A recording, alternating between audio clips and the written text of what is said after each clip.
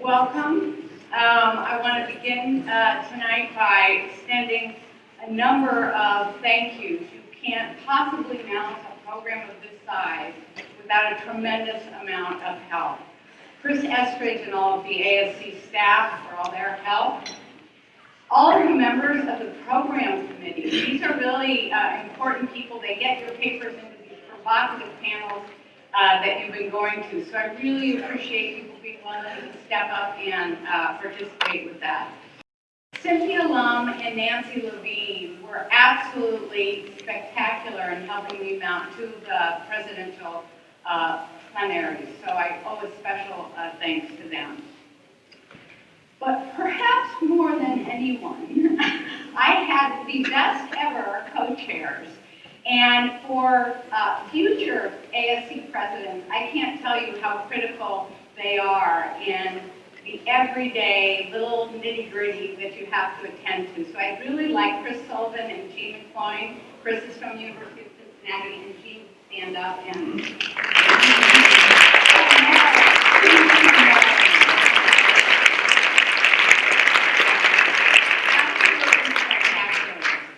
of course, I have to thank a number of colleagues I've had over the years at the University of Minnesota, the University of Toronto currently, the Netherlands Institute for the Study of Crime and Law Enforcement, and an amazing group of graduate students that I've had the pleasure to work with over the years. So thank you all. And finally, but most importantly, my family. They are terrific and have given me endless support.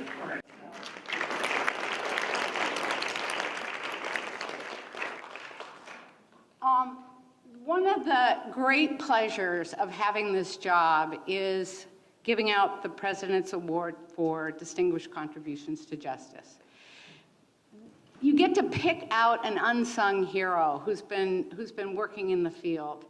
And tonight, it is really with great enthusiasm and admiration that I present Carol Tracy, the Executive Director of the Women's Law Project, with the President's Award for Distinguished Contributions to Justice. Carol has worked, let me just tell you about Carol.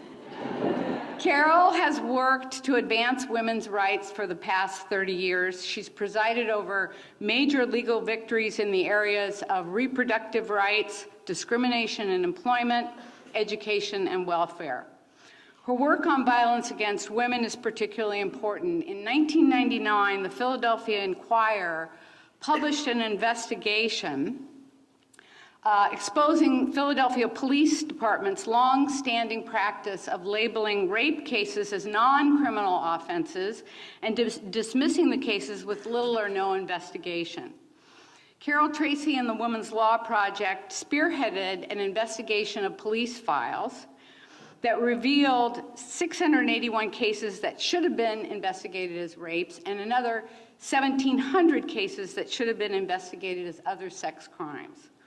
This effort resulted in the Philadelphia Police Commissioner allowing Tracy and her colleagues to perform annual audits of the Special Victims Unit, a practice that continues today. But the investigative work of the Women's Law Project did not end in Philadelphia. They were contacted by reporters in other cities, Baltimore, Cleveland, St. Louis, Milwaukee, New Orleans, who uncovered similar police practices where rape cases were not being investigated or they were misclassified to non-criminal or unfounded cases. Tracy realized the scope of the problem required nationwide attention, and she contacted Senator Arlen Specter, chairman of the Senate Judiciary Subcommittee on Crime and Drugs. And Specter scheduled a public hearing with police officials and experts on victims in 2010. And this resulted in two path-breaking outcomes. First, the Police Executive Research Forum announced he would convene a summit on sexual assault and urged other police departments to work with advocacy groups to adopt the auditing procedures Philadelphia has with the Women's Law Project. But second, at the Judiciary Subcommittee hearing, Tracy advocated for a change in the FBI's definition of rape, which, as you all know, had been defined as forcible carnal knowledge of a female by a male. since the 1920s. Tracy noted that was a rather limited definition that didn't reflect current criminal statutes and misled the public about the extent of sex crimes. And in December 2011, FBI Director Robert Mueller approved revisions to the Uniform Crime Report's 90-year-old definition of rape. So both the breadth of Carol Tracy's work on behalf of women as executive director of the Women's Law Project and the depth of her work on behalf of rape victims, I think makes her extremely qualified for this award. So, Carol Tracy.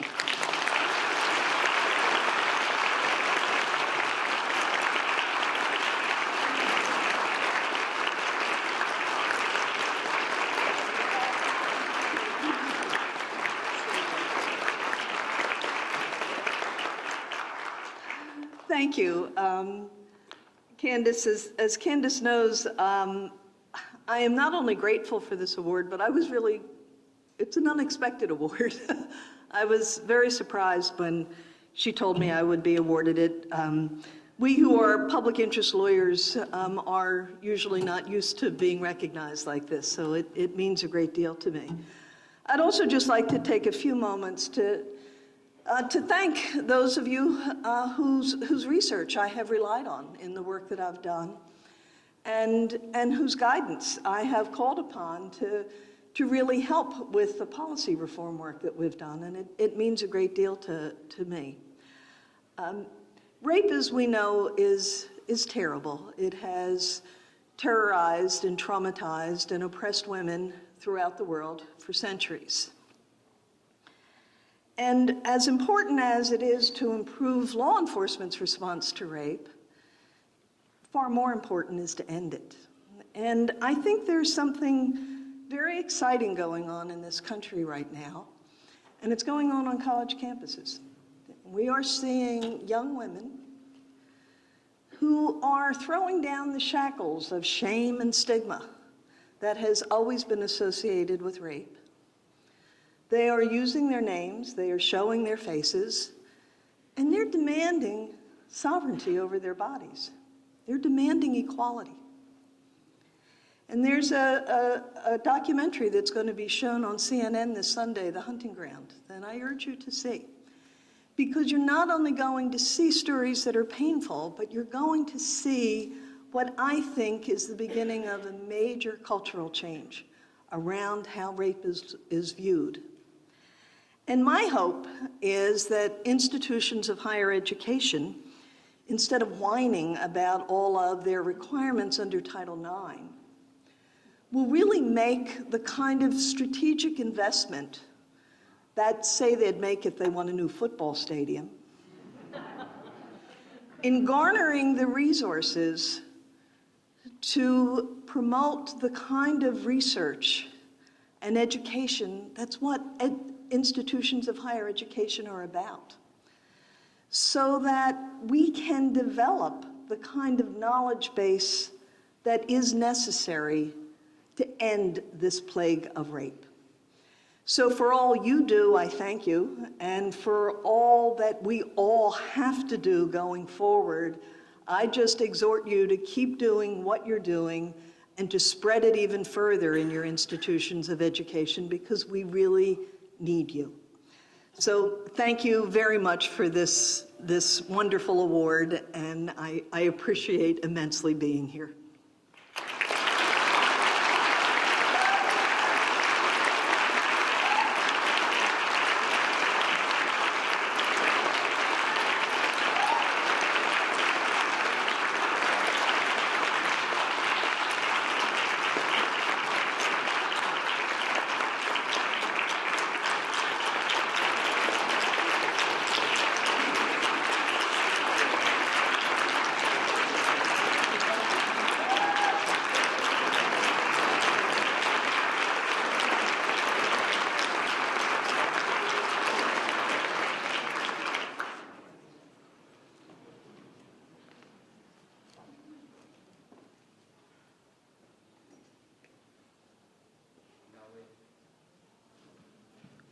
And now, ladies and gentlemen, please welcome Dr. Sally Simpson, Professor of Criminal Justice of the University of Maryland and ASC Fellow.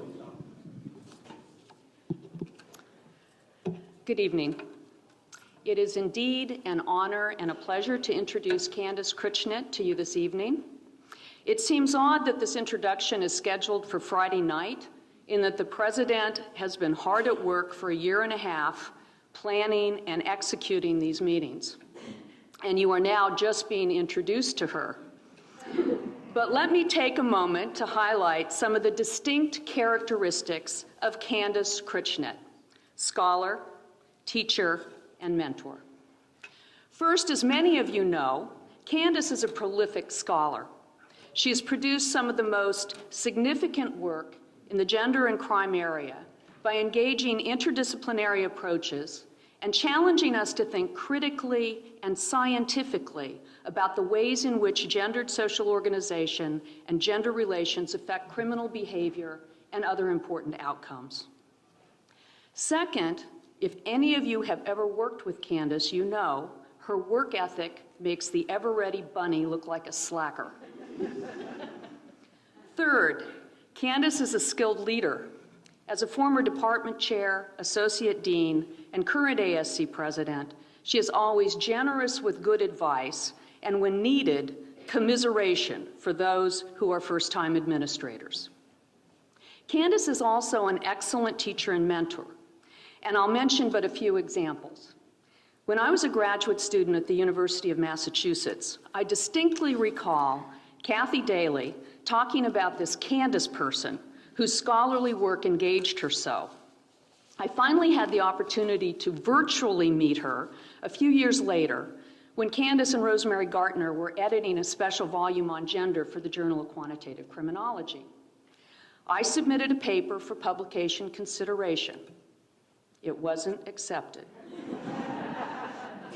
But Candice and Rosemary gave me excellent feedback on the paper. And when I managed to publish it elsewhere, Candice sent me a very nice note of congratulations. It let me know that as a new scholar, someone I knew and respected was keeping an eye on me. Her former graduate students continue to work and publish with her on a variety of different projects long after they complete their graduate degrees. This is a clear testament of their respect for her and her continued engagement in their careers. Even her undergraduate students wax poetic. One of her former students came to the University of Maryland for a graduate degree. He couldn't stop talking about what an outstanding teacher she was. Enthusiastic, funny, knowledgeable, but demanding with high expectations. It was really quite annoying. And now let me tell you something about Candice Krishnan, my friend. And these are things you might not know about Candice. She's terrified. Her social justice barometer is always engaged, and she cares passionately about injustice. Candice has a wicked sense of humor. She can see the humor in awkward situations and makes you laugh in spite of yourself. She is a committed athlete. She jogs every day, rain or shine, warm or freezing cold, which explains how she can eat like a horse and never gain a pound. Candice loves to shop, and she has as many shoes as Imelda Marcos. Well, okay, that might be me, and I realize that reference probably went over the heads of half of you in this audience. But when Candice is your friend, it's a package deal. You not only get Candice, but you get her wonderful family as well. Husband Tom, daughters Erica and Lindsay, and their husbands Levi and Dan, plus 2 terrific and lovely grandchildren. There is so much more that I could say, but I should mention only one more thing. Candice does enjoy a glass of wine. So with no further ado, it's time for the presidential address, followed by the presidential reception. I give you Candice Krishnan.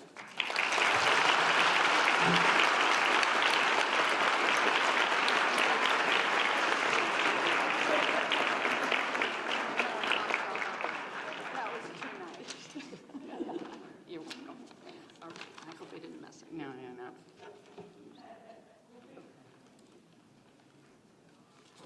Thank you, Sally. It's kind of a hard act to follow right after that. Okay, so I want to start with just a little biographical information. When I contemplated going to graduate school, unlike today, there weren't all these criminology programs.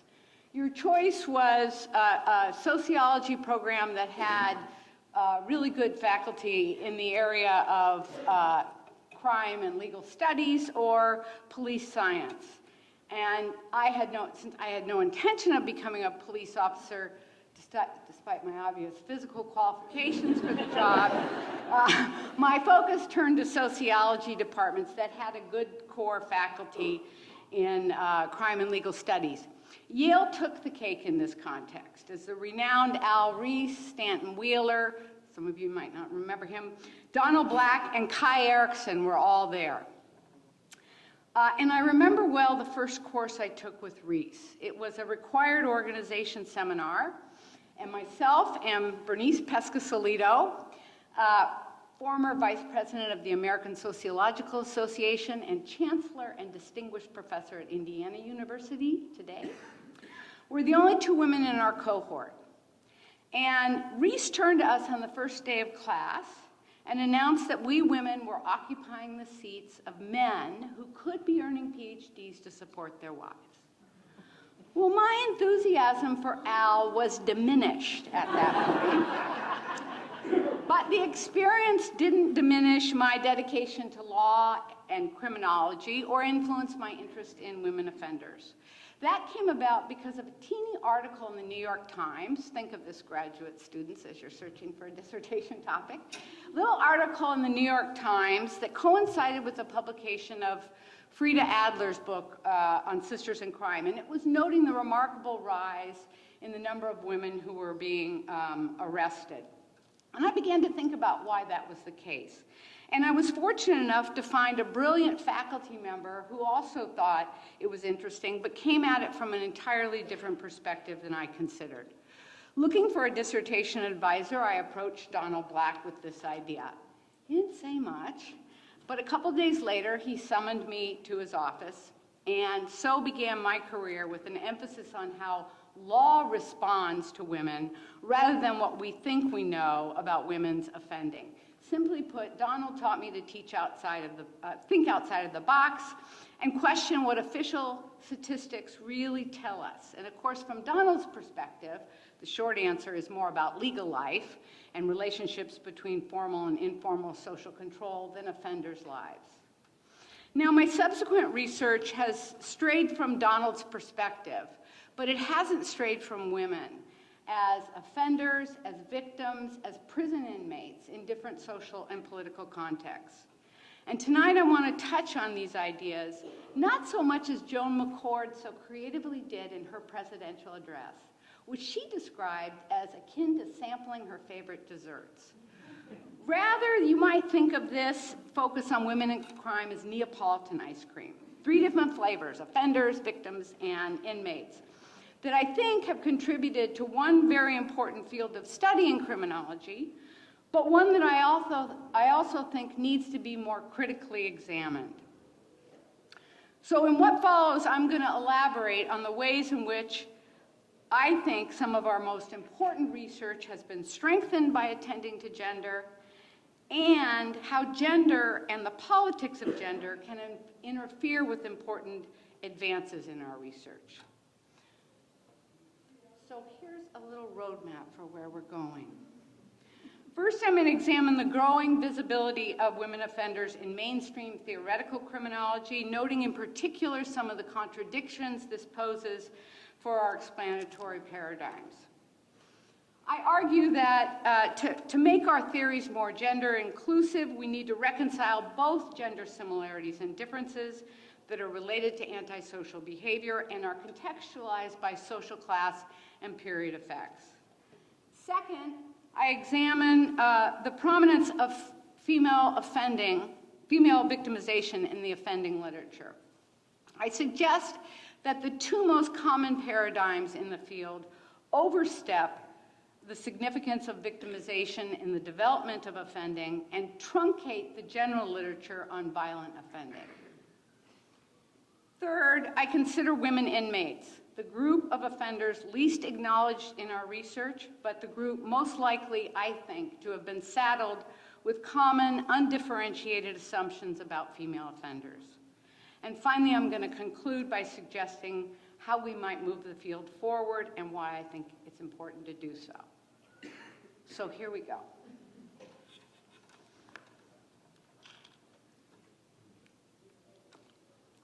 Early feminist work, as you all know, was highly critical of mainstream criminological theories. They were thought to have little relevance for women. Eileen Leonard's position summarizes this well when she said theoretical criminology is unable to explain adequately the phenomenon of women in crime. Theories that are frequently hailed as explanations of human behavior are in fact discussions of male behavior and male criminality. And she said we can't simply apply these theories to women or modify them with a brief addition or subtraction. They're biased to the core. Today, feminists refer to this, of course, as the generalizability question, whether the same theoretical construct can explain both male and female offending. I think the answer to the generalizability question is twofold, but extremely important in its bifurcation. And this is illustrated when we consider how well some theories have fared when they're applied to both males and females, and the effect of several central covariates of antisocial behavior on males and females. For some middle-range theories, there's evidence that gender may be a scope condition. For example, with reference to general strain theory, Brody and Agnew explicitly acknowledged this when they hypothesized that gender differences in the types of strains and reactions to strain can help us understand the gender gap in crime. Subsequent research confirmed the latter, but not the former proposition. When strain is measured by the presence of adverse life events, it's related to delinquency regardless of gender. However, when we look at a more complex model that allows responses to strain to vary by emotions and behaviors, we find significant differences by gender. Work on the age-graded theory of crime and its application to desistance in offending is also relevant here, although it's difficult to summarize the desistance literature because of differences in the way it's measured. Is it termination or reductions in crime, and the length of follow-ups vary? If we look at the quantitative work that has compared males and females, there are some notable gender differences in what life course theories refer to as the key turning points. Both marriage and employment benefit males more than females. Qualitative and quantitative work has helped us understand this somewhat by pointing out the difficulties females have in finding pro-social partners, female offenders in finding pro-social partners, and meaningful and sustainable employment. Both differential association and control theory draw attention to the importance of delinquent peers through respectively influence and selection on delinquency. Although many studies find that delinquent friends have similar effects on boys' and girls' delinquency, there's also evidence that gender is an important moderator of the relationship between delinquent peers and delinquency. Gender differences are found in both perceptual studies of friends' delinquency as well as the more recent network studies. But perhaps what's most striking about this work is the increasing attention that's being drawn to the ways in which girls are more susceptible to and selective about their peers, even in the context of violent offending, than boys are. But if we move away from how well particular theories account for both male and female offending, and we examine the relevance of some of the most well-known covariates of crime, there's considerable gender similarity. Parental criminality, poor parenting, neighborhood disadvantage are strongly related to antisocial behavior in both males and females. To advance our theoretical work, I think we need to make sense of this variation, where gender appears to be a scope condition that alters the process of some middle-range theories, while core covariates appear to be gender invariant. There's not a lot of this type of work because we tend to focus on the effects and whether the effects of our analysis support or refute a given hypothesis. But if we step back and start to grapple with the puzzle or the question of when gender matters, I think the payoff may be sizable. While imposed social disadvantages, those that occur by virtue of the household you grow up in, increase the odds that both males and females will be involved in crime or delinquency. Social and historical contexts ultimately condition their effects. Because socialization influences emotional responses, as Arlie Hochschild so amply demonstrated, we shouldn't be surprised that the respective responses of males and females to untoward life events can differ, and sometimes in predictable ways. This isn't to say, as sex role theory implies, that sex roles determine behavior regardless of the situation. Rather, what I'm suggesting is that in stressful situations, both males and females may be likely to revert to traditional ways of doing gender. Further, socialization takes place in different socioeconomic contexts, and these contexts influence not only who we select as friends and their relative importance, but also perceptions about the opportunities for and rewards from committing crimes. And these perceptions are not simply a product of abstract gendered moral codes. Girls don't get involved in crime, and especially violent crime. Rather, as many scholars have pointed out, they're dynamic, they're situationally negotiated, just as gender identity is. For impoverished and marginalized girls and boys, violent conflicts can be a way of establishing respect. And of course, the historical context in which we live out our lives influences the probability of acquiring a pro-social partner and a decent job, or as Peggy Giordano so artfully put it, the full respectability package. The challenge, however, is not in explaining the ways in which these discrete contexts influence the probability of male and female offending. Rather, it's considering these contexts simultaneously.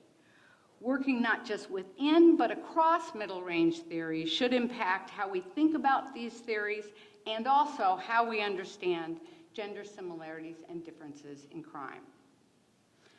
Now, if we turn to victimization, perhaps nowhere in criminology have women been more visible than in the politics and research on crime victimization. If we take politics first, the story is not a particularly happy one. Both Marie Gottschalk and Jonathan Simon, in their outstanding treatise on the growth of crime control in America, illustrate better than I can hear now, how second-wave feminists who were rightly concerned with the government's failed response to battered women were effectively, even if unintentionally, co-opted by the government's growing law and order agenda. The earliest efforts of feminists in this regard were directed at the necessary and appropriate goal of obtaining shelters for abused women. LEAA, the Law Enforcement Assistance Administration, was a significant source of funding for shelters. However, LEAA money came with strings attached, which created direct linkages between the shelters and the criminal justice system. After LEAA disappeared, feminists involved with the issue of domestic violence actively promoted their concerns as important elements of the federal agenda. And this pressure bore fruit with the passage of various legislative acts, the Family Violence and Prevention Act, the Victims of Crime Act. These acts authorize federal funds not just for shelters, but also for state programs for victims of sexual assault and spousal violence, which came to be part of the broader repressive war on crime movement. Domestic violence of any kind was now a crime to be punished by mandatory arrest and prosecution. Today, many feminists rue these developments, noting in particular their failure to consider whether they meet the needs of poor women and minorities, and even affect young girls in conflict with their parents. So with all good intentions, it seems this is a case where the desire to enact policy reforms outpaced our scientific knowledge about their effects. But what of our scientific knowledge about women and victimization? I think this has come in two interrelated forms. The most prolific work centers on the role of childhood victimization in the development of antisocial behavior. The pathways literature, an important component of third-wave feminist research, which also includes work on gendered crime and gendered lives, argues there's a core set of experiences that mark women's pathways to prison, and child abuse plays a prominent role in these experiences. Pathways scholars built on Kathy Daly's foundational analysis of criminal court records of 40 female and 40 male offenders.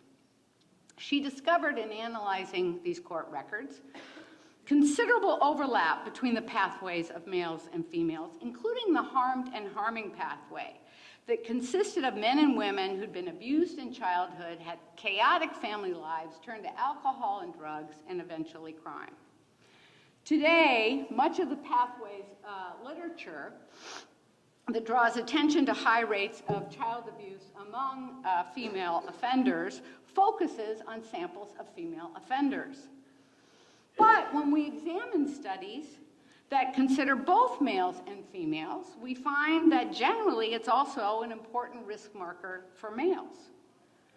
That the experience of physical abuse is more common among adjudicated populations than the general population has been underscored by a wide number of scholars, including those who work on the cycle of violence. The Girls Study Group, this was a multidisciplinary group of academics and practitioners, reviewed large bodies of research on the causes and correlates of crime. I was part of this group. And one of our findings pertains to the issue of whether there are sex differences in the prevalence of victimization. We found that many studies of special populations suggest the incidence of sex abuse is more pervasive among girls who engage in antisocial behavior, especially those who engage in violence, than among their male counterparts. But the incidence of physical abuse appears to be more equally distributed between boys and girls in the adjudicated population. Now, I think it's important to bracket the findings on sexual abuse and antisocial behavior among males, given the obvious potential for underreporting. But it also may be important to bracket the emphasis being placed on the role of child abuse as a gendered experience in the pathway to offending. This is underscored by the broader literature on the cycle of violence. Kathy Whittam's 2013 Sutherland address shed light on this question in two ways. First, she reviewed a wide range of longitudinal prospective studies that examined whether child maltreatment is related to delinquency, adult crime, and violence. She concluded not only that it did, but that this increase in risk effects were important among abused kids, were important for girls as well as maltreated boys. Second, using her own longitudinal prospective data on abuse and neglect and focusing on the question of whether there's homogeneity in the backgrounds of violent offenders, she found that the group with a history of childhood abuse and neglect, that's the CAN group here, who subsequently engaged in violent crimes, had the lowest percentage of females, 20%. And those who had a history of child abuse and neglect that led to PTSD and then violence had the highest percentage of females, 36%. So while CAN is a risk factor for female offending, I don't think it's the smoking gun. While there's no question that studies of pathways of female offenders are important, they shed light on a lot of the deficits women face and need to address before they can desist from crime, I think we need to be careful if we're drawing inferences about a gendered pathway that's characterized by childhood maltreatment.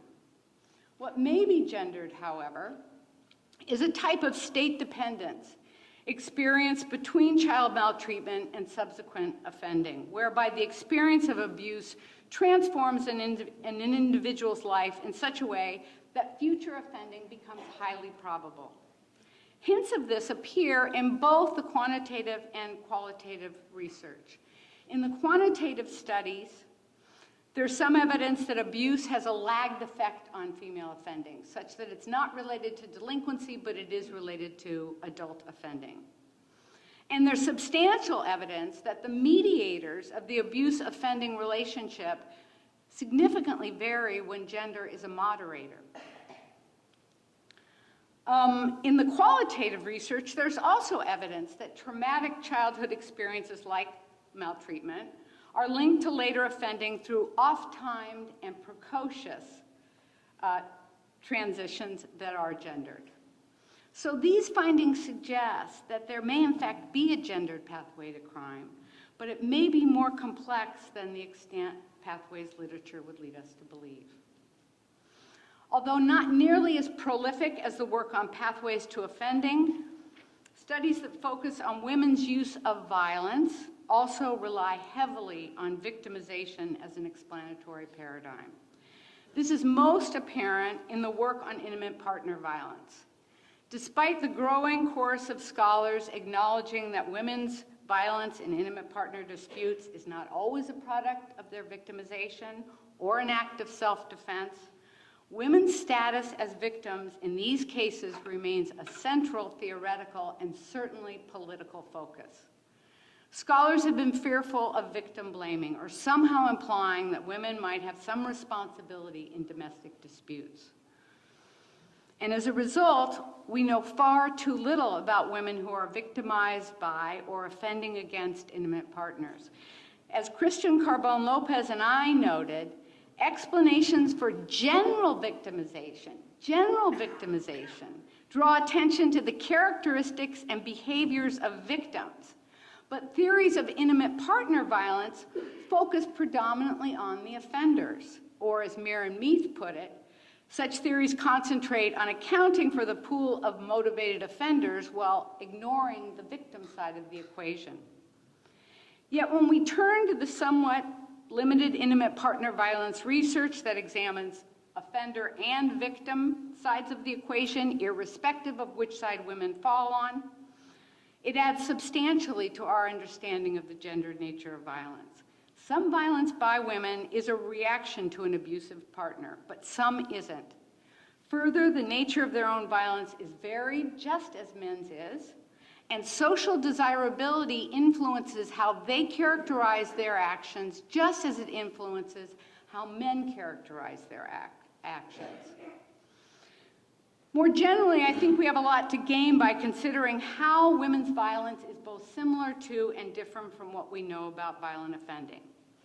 Although far from prolific, there's a growing body of research that's examined how women's violence comports with the well-known and well-established components and situational determinants of aggressive conflicts.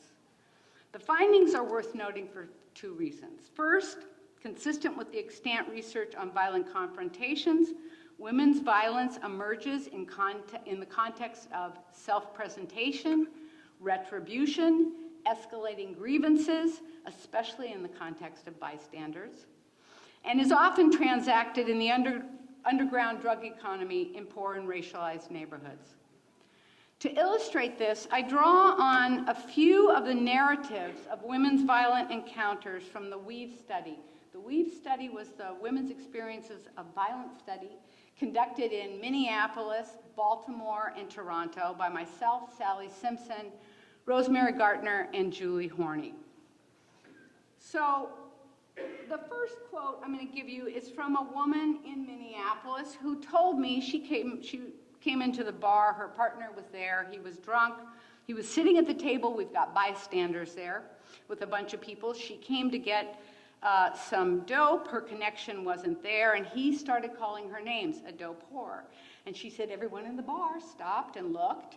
And she said, I think that's bullshit, but I bet you don't say that again. He got it about halfway out of his mouth and she cracked him.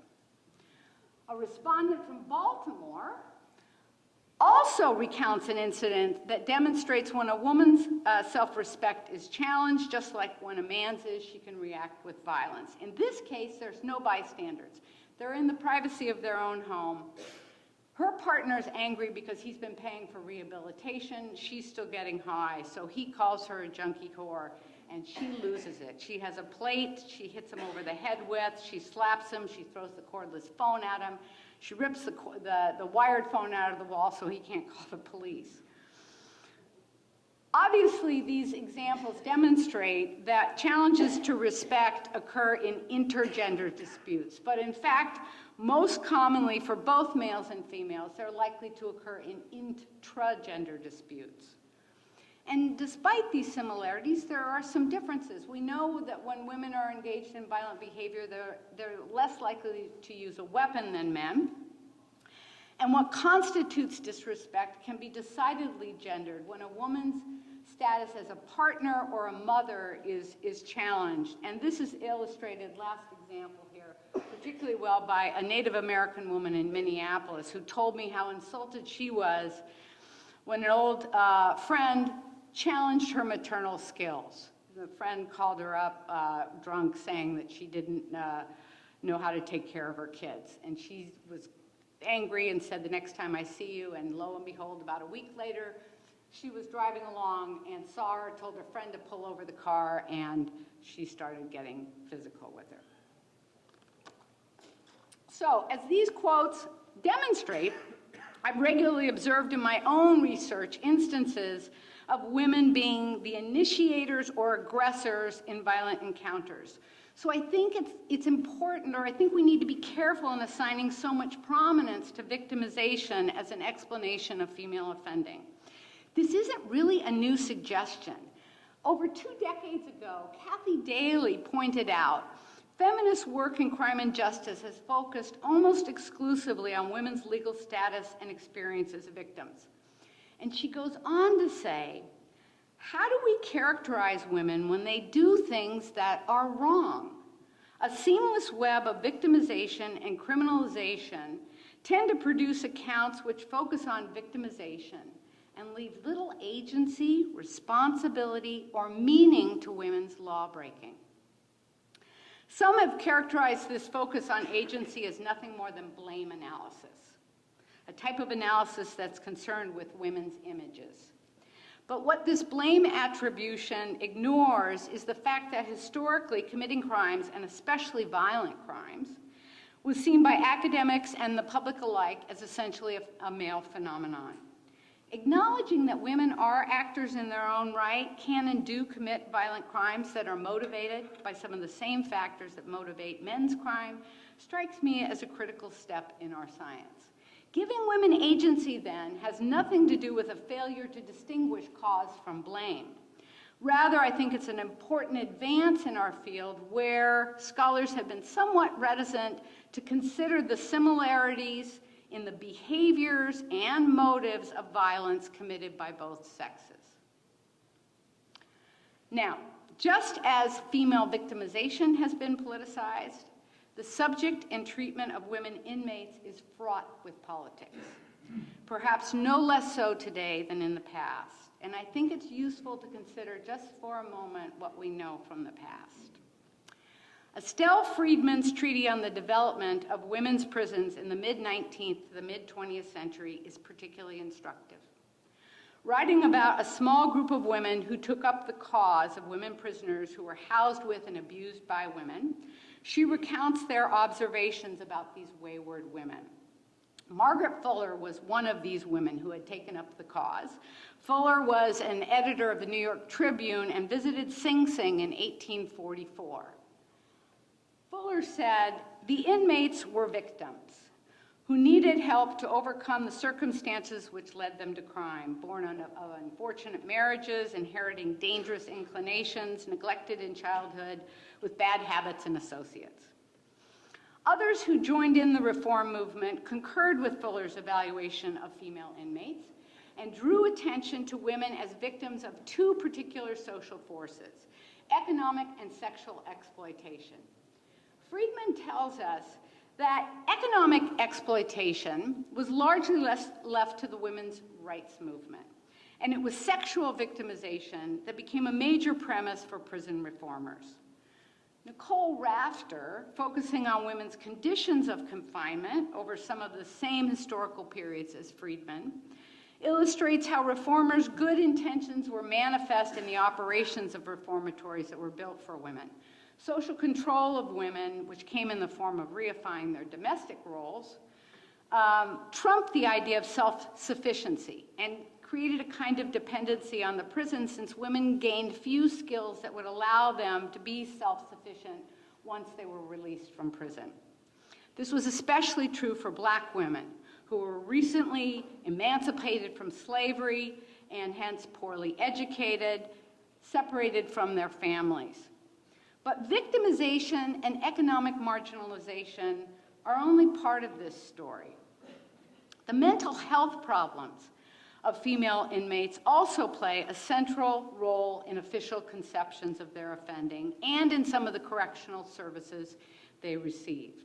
Zedner documents this particularly well. She tells us that the eugenics movement, which led to the concept of the feeble-minded, that portion of the prison population who were apparently incapable of submitting to discipline and impervious to all attempts to appeal to their moral sense.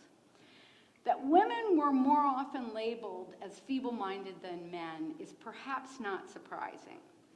But what should be is the fact that once launched, this concept that much of female crime is the product of mental illness never left the prison system.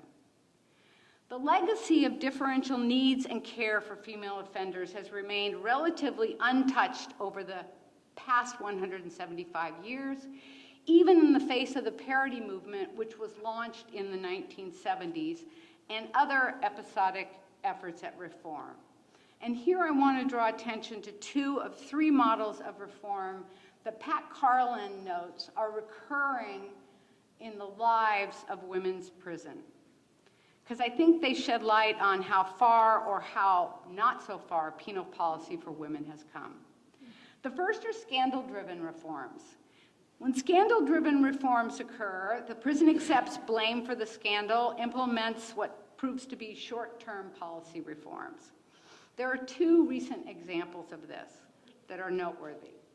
The first occurred in the California Department of Corrections and Rehabilitation, specifically at the California Institution for Women and Valley State Prison for Women. And they harken back to the days of the eugenics movement, when it was assumed that degenerate women of the slum-dwelling and dangerous classes were innately promiscuous and highly fertile. Doctors at these two institutions sterilized nearly 150 inmates between 2006 and 2010, despite the fact that California had outlawed such practices in 1979. Former inmates indicate that the medical staff targeted women who'd served multiple prison terms or had multiple children. The top medical manager at Valley State Prison during this period characterized the surgeries as an empowerment issue for female inmates, providing them with the same options as women on the outside. Now, the response to this event has been more dramatic than other reported abuses revolving around women's health care in the CDCR, and there have been many. It culminated in Governor Jerry Brown signing a bill in September 2014 that prohibits forced sterilization in prison. A second recent scandal also has some historical resonance, with reformers who advocated for women prisoners decrying the conditions under which they existed in many jails and prisons for men. Julia Tutwiler Prison is a maximum security facility in Alabama that was built in 1942 to hold 400 women. It now holds a little over 900. In 1995, the Justice Department investigated the prison based on unconstitutional medical and mental health care treatment. And in that investigation, they noted they thought there might be some inappropriate sexual contact between prisoners and staff. 18 years later, the U.S. Department of Justice conducted another investigation of this prison based on worsening reports of rape, sexual abuse, and harassment. Well, more than 1/3 of the prison employees had had sex with the inmates, sometimes in exchange for basic necessities like toilet paper. And they placed women in segregation if they made any allegations against the staff. The U.S. Department of Justice most recent investigation in 2014 concluded that Tutwiler Prison violates prisoners' Eighth Amendment rights to be protected from harm. While both of these scandals are horrendous, as Carlin notes, the problem with scandal-driven reforms is that they're rarely permanent and they tend to fade as people's memories fade. A second kind of reform is the principled reform that gives attention to gender-specific needs or is thought to empower women. Kelly Hannah Moffat documented a particularly good example of this in Canada. After several suicides and attempted suicides in the federal prison for women in Canada, Corrections Canada created a task force to address the needs of federally sentenced women. Their 1990 report, Creating Choices, used feminist knowledge as a basis for restructuring the women's prisons. The task force set forth 5 guiding principles for the new women's facilities: empowerment, meaningful and responsible choices, respect and dignity, a supportive environment, and shared responsibility. The implementation of these principles, and more generally the notion of a woman-centered regime, was left to Corrections Canada, and the outcome, as Hannah Moffat demonstrated, wasn't particularly good. Staff who were cast as playing an important role in this new regime and designed to be the program deliverers did not do so well. They still managed to perform strip searches, open women's mail, monitor their relations with others, and punish them for really minor institutional infractions. A more recent example of this kind of principled reform can be found in one aspect of California's realignment of state prisoners. Lynn Haney conducted a 3-year ethnographic study of a mother-child prison, and in so doing, she found what began as a promising alternative to punishment morphed into its own kind of power and control. The site she selected for this investigation was, in her words, the most promising of facilities, run by a woman-centered staff. Although some aspects of the mother-child program were required by CDCR, like inmate counts, fair enough, she found 2 practices that made it impossible for the women to mother their children. First, women inmates were denied authority. They were under constant surveillance. They had to submit to body searches, pat-downs, their rooms were searched, their schedules were planned for them. And second, they had no privacy with their children. The staff were fearful they were going to harm their children. In essence, this rendered them children in the eyes of their children. Haney also notes the inmates received virtually no help in securing the kind of services that would be critical for their ability to rebuild their lives with their children once they were released. That is, legal assistance with child custody issues or child support, managing getting public assistance, and certainly finding housing. So even in the context of reforms designed to shed the old baggage of female corrections, prisons that would be women-centered, or facilities that would be cognizant of the reality and needs of child-rearing, penal prerogatives prevail. And third, I would be remiss here if I also didn't mention the current movement to implement gender-responsive strategies for women offenders. Feminists and policymakers have embraced this philosophy that is defined as creating an environment that reflects an understanding of the realities of women's lives and addresses women's issues. Realizing the growth in the number of inmates over the past several decades, the National Institute of Corrections funded a review of strategies thought to be appropriate for women offenders. This review was heavily based on the Pathways literature and signaled the need to address a familiar constellation of factors seen as unique to female offenders: victimization, mental health issues, and substance abuse. The development of gender-responsive strategies has spurred interest in the development of gender-responsive assessment tools, most notably a modification of the risk needs responsivity model operationalized in the level of service inventory revised.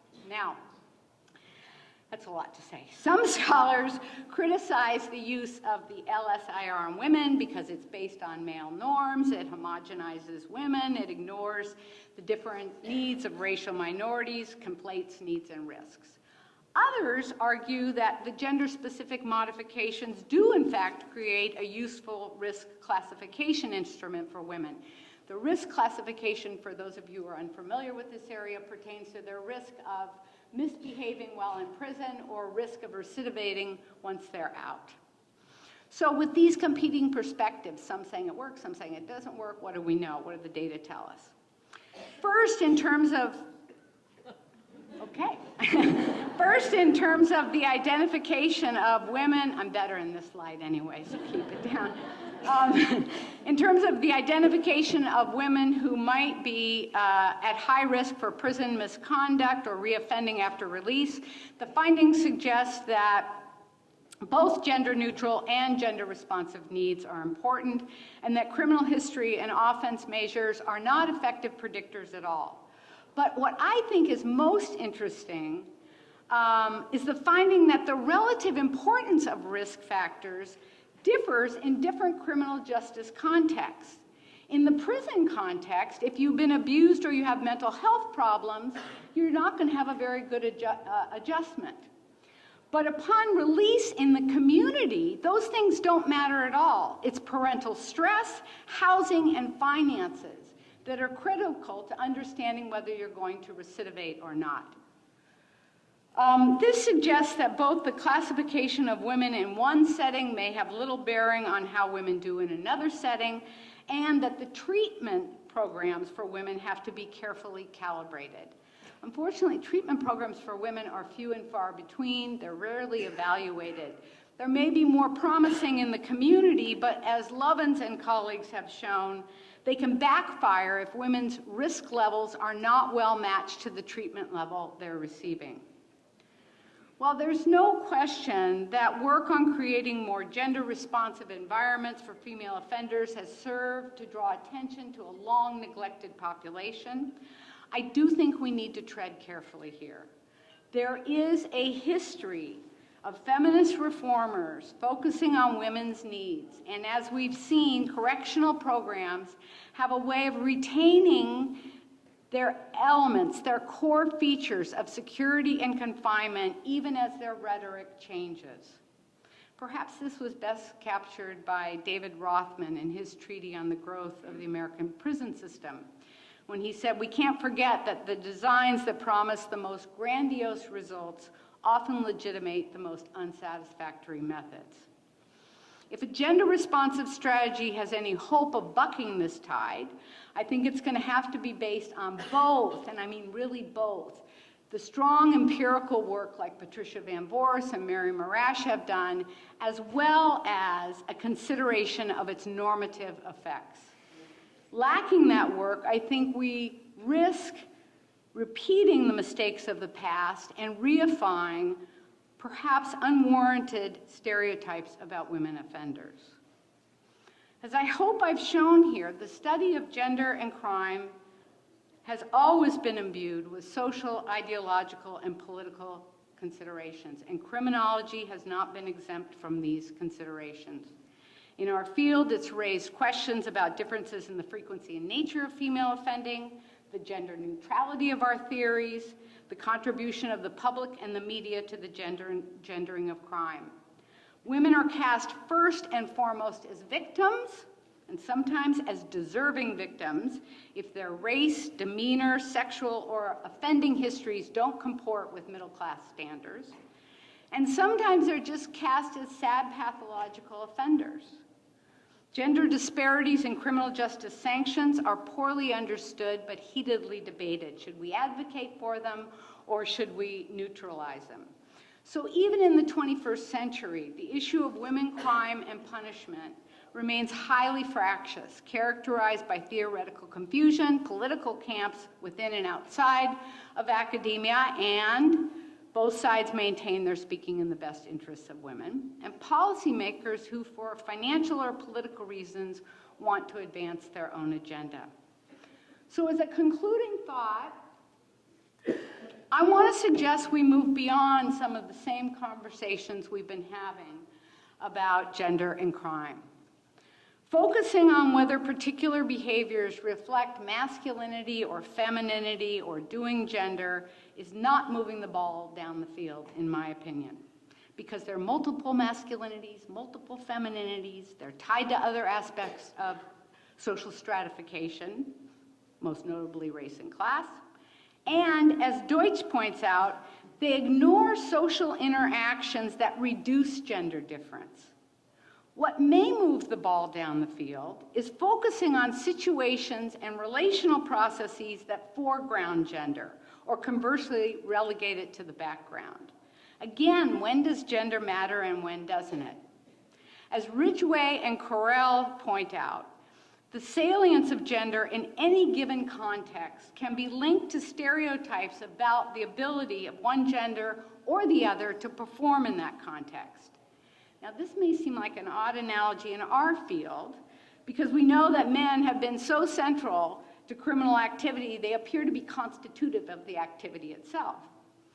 But there is ample evidence of variation when we consider the situations where we see similarities and differences in gender and crime, or when gender is in the shadows and when it takes center stage.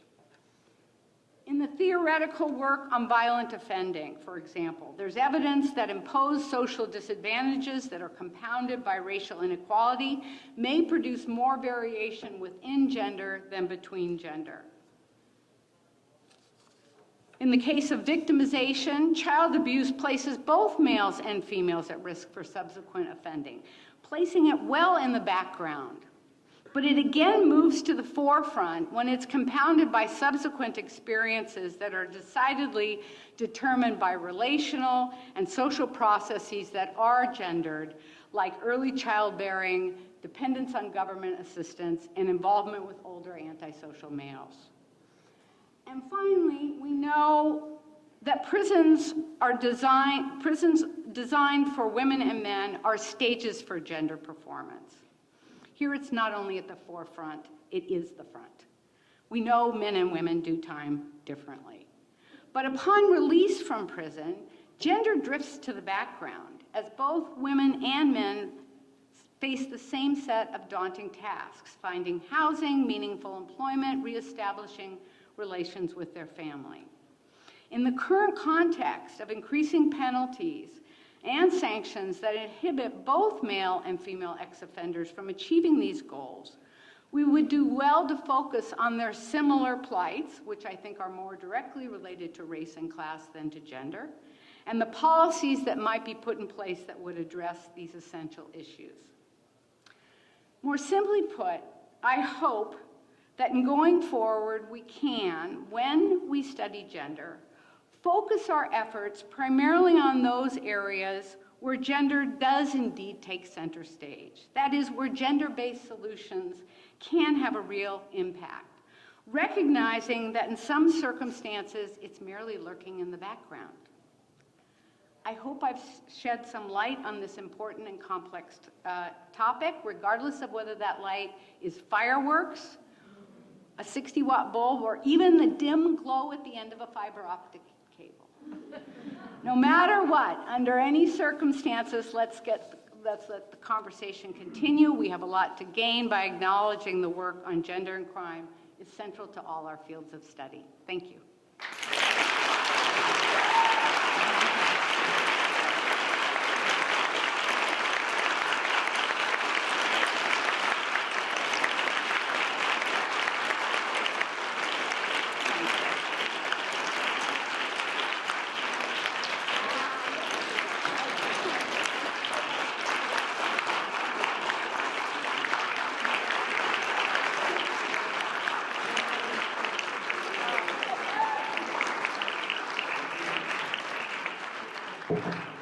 such a nice crowd. Might even say more. No, I won't. Okay, now wait, it's my great pleasure to introduce you to your next president, who might want to just say a few words if you want to. So for New Orleans and next year, we have Ruth Peterson.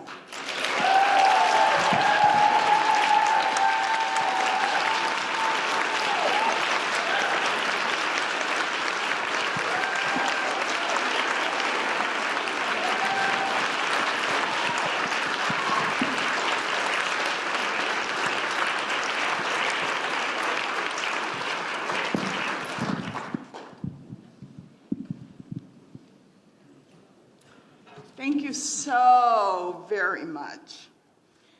It is a very great honor to have been elected by you to the president of this great organization. I'm going to let you get to dinner right away. I just have a couple of comments to make.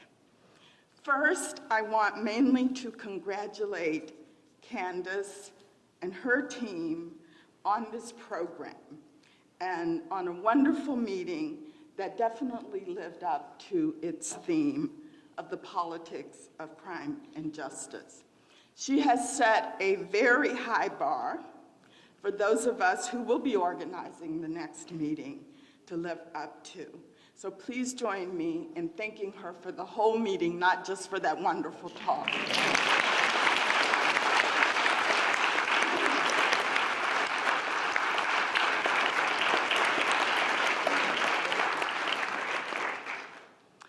Second, I want to ask you to begin, not necessarily tonight, but perhaps next week, looking forward to our next meeting, which will be held in New Orleans, Louisiana, a place that we haven't been for a while, and a place that I think we very much need to go. Following from Candice's program, our theme will also have a few political overtones, although it doesn't sound so as I say the name. Our theme is going to be the many colors of crime and justice. And of course,